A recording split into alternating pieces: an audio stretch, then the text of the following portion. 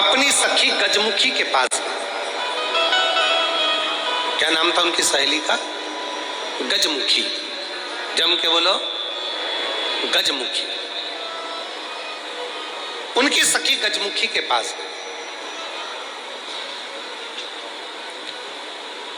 ध्यान देना थोड़ा सा।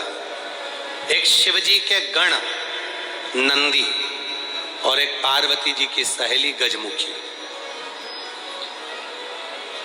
कहते हैं शंकर भगवान के गण नंदी इतने सुंदर थे कि उनको देखकर अप्सराएं भी उनकी ओर आसक्त हो जाती थी। इतने सुंदर। तब बाबा देवादिदेव महादेव की आराधना में नंदी लग गए। शिवजी ने कहा वर मांगो, तुमको क्या चाहिए? तो कहा कि मेरा मुख बदल दो, मुझे ये मनुष्य का चेहरा नहीं चाहिए। क्यों? अगर ये चेहरा रहेगा तो लोग मेरी ओर आसक्त होंगे और मैं आपकी भक्ति नहीं छोड़ना चाहता, इसलिए मुझे ये चेहरा हटाकर आप नंदी का चेहरा लगा दीजिए और मुझे आपका शिष्य बना दीजिए। दूसरे नंबर पर है माता पार्वती जी की सहेली गजमुखी। इतनी सुंदर जो आज के जमाने में दिन भर इंस्टाग्राम पर और फेसबुक पर और ना जाना कौन कौन से वो सोशल मीडिया पे आप जितनी भी सुंदर कहते हो ना, कितनी सुंदर, ये सब जितनी दुनिया की सुंदरता है पार्वती जी के साथ रहने वाली एक उनकी सखी गजमुखी के चरणों की धूल के बराबर है। चरणों की धूल के बराबर। इतनी सुंदर थी गजमुखी। एक दिन गजमुखी आई पार्वती जी के पास। गौरा ने कहा क्या बात है, क्या हो गया? एक वर चाहती हूं तुमसे। क्या वर है? बस मैं चाहती हूं कि जब भी मैं तेरे साथ चलूं पूरी दुनिया की दृष्टि केवल तुझ पर रहे, मुझको कोई ना देखे, ऐसा वर चाहिए। पार्वती जी ने कहा इतनी स्त्री की सुंदरता तो उसके चेहरे से ही होती है और तू ऐसा वर मांग रही? नहीं, मुझे बस तू वर दे दे, ऐसा वर दे दे। पार्वती जी ने कहा तुझे जो अच्छा लगे वो प्राप्त कर ले, मुझे हाथी का मुख लगा दे। हाथी का, ठीक है। गजमुखी हो गई पार्वती जी, बहुत सुंदर। अब एक बार गजमुखी ने नंदी से संवाद कर लिया। बहुत सुंदर प्रसंग है, थोड़ा ध्यान देना। पहली बार स्मरण में आया इसलिए उसको सुनाने का मन कर गया। बहुत सुंदर प्रसंग। गजमुखी ने नंदी से एक बार संवाद कर लिया। दोनों की खींचातानी होने लगी।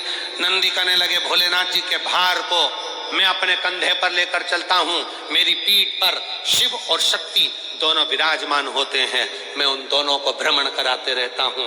देखा मुझ में बल, मैं शिव और शक्ति को अपनी पीठ पर बिठाकर घुमाता रहता हूं। गजमुखी सुनती रही। गजमुखी ने कहा रे नंदी, ये तेरा भ्रम है कि तू शिव को उठाकर लेकर जा रहा। ये तेरा भ्रम है कि शंकर भगवान तेरी पीठ पर बैठकर जा रहे हैं। शंकर भगवान को लंका का राजा रावण भी ले जाना चाहता था, पर भगवान शंकर ने अपने अंगूठे को, मात्र पांव के अंगूठे के नख को इतना सा दबाया था और रावण ने पूरा बल लगा दिया था तो नहीं उठा पाया था। जरा सोच नंदी, वो तो शंकर भगवान की कृपा है तुझ पर, इसलिए शिव जब तुझ पर बैठते हैं हल्के हो जाते हैं, इसलिए तेरे साथ चले जाते हैं। पर नंदी मानने को तैयार नहीं। जब नंदी नहीं माना तब गजमुखी ने कहा कि नंदी मेरी बात मान ले। नंदी कहते नहीं, अगर तुम कहती हो कि शिव हल्के हो जाते हैं भक्त के लिए, तो तुम ऐसा कुछ कर कर बता दो कि शंकर भगवान तुम्हारे कहने पर बैठ जाए। ठीक है, आज गजमुखी पार्वती जी की आज्ञा लेकर तब साधना में बैठ गई। शिव जी प्रसन्न हो गए। क्या बात है गजमुखी, क्या चाहती हो? इतने दिनों से तुम तप साधना कर रही हो पार्वती की, आज मेरी तप साधना, क्या हुआ? बोलो गजमुखी, क्या चाहती हो? गजमुखी ने एक बेलपत्र का पत्ता दिया और बाबा भोलेनाथ जी से कहा, बाबा मेरा निवेदन है, इस पत्ते को मैं हवा में उड़ाऊंगी, आप उस पत्ते पर क्या बैठ जाओगे?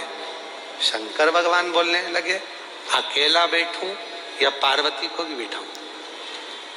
गजमुखी बोली, इतने से पत्ते पर पार्वती भी बैठ जाएगी?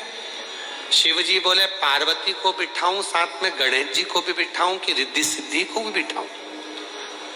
गजमुखी ने कहा, इतने से पत्ते पर गणेश रिद्धि सिद्धि बैठे। शिव जी बोले कि कार्तिकेय को भी बिठा लूं कि अशोक सुंदरी को भी बिठा लूं कि जया विशारा सामरीवारी दौतली देव सबको बिठा लूं? इतना बड़ा परिवार सब बैठ जाएगा। इतने में शिव जी बोले कि भगवान विष्णु और लक्ष्मी को भी बिठा लूं क्या? कहा विष्णु लक्ष्मी, तू कहे तो ब्रह्मा ब्रह्माणी को, ब्रह्मा ब्रह्माणी, इंद्र इंद्राणी, 33 कोटि देवता इस पत्ते पर बिठा देता हूं, बोल गजमुखी। गजमुखी मुस्कुराकर बोली, ये सब तो नहीं, केवल आप बैठ जाइए। गजमुखी ने शिव नाम लेकर पत्ते को शिवलिंग पर चढ़ाने के लिए बस थोड़ा सा उसको नीचे की ओर गिराया। उतनी देर में उस पत्ते के अधर पर मेरा शंकर आकर विराजमान हो गया। मेरा शिव उस पत्ते पर आकर विराज। आवाज लगाई, नंदी जल्दी आओ। तुम कहते थे मुझ में बल है, मैं शिव को पीठ पर बिठाता हूं। तुमसे ज्यादा बल एक बेलपत्री के पत्ते में है, जो पूरे 33 कोटि देवता को एक पत्ते पर बिठा सकता है। एक बेलपत्र के पत्र में वो बल होता है, एक बेलपत्र के पत्ते में वो बल होता है, पूरे ब्रह्मांड को वो अपने में समेटे रहता है। तब भगवान शिव ने प्रसन्न होकर कहा, सुनो गजमुखी, आज मैं प्रसन्न हुआ, तुम्हें वर देता हूं। जब भी पृथ्वी पर मृत्युलोक में कोई पार्थिव शिवलिंग का पूजन करेगा और पार्थिव मिट्टी का जब कोई शिवलिंग बनाएगा, उस शिवलिंग को केवल थाली पर, पाटे पर या लक्कड़ पर नहीं, मेरा बेलपत्र रखकर जब उस पर कोई शिवलिंग का निर्माण करेगा, जो कामना वो चाहेगा उसकी कामना शिव उसी क्षण पूरा कर देगा, उसी क्षण पूरा। आप में से कितने लोग हैं जो पार्थिव लिंग का निर्माण करते हैं? हाथ उठाओ। करते हो सब? वैसे नहीं करते होगे तो सावन में अपन लोग सब मिलके ही करते।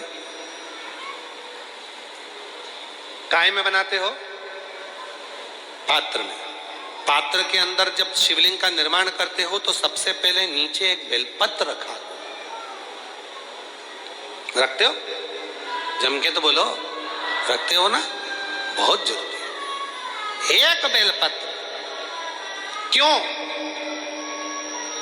कहते हैं जब हमने शिवलिंग बना लिया, पूजन चालू कर दी, पानी डालना प्रारंभ करा, ये तो मिट्टी है, धीरे धीरे पानी चढ़ते चढ़ते गलने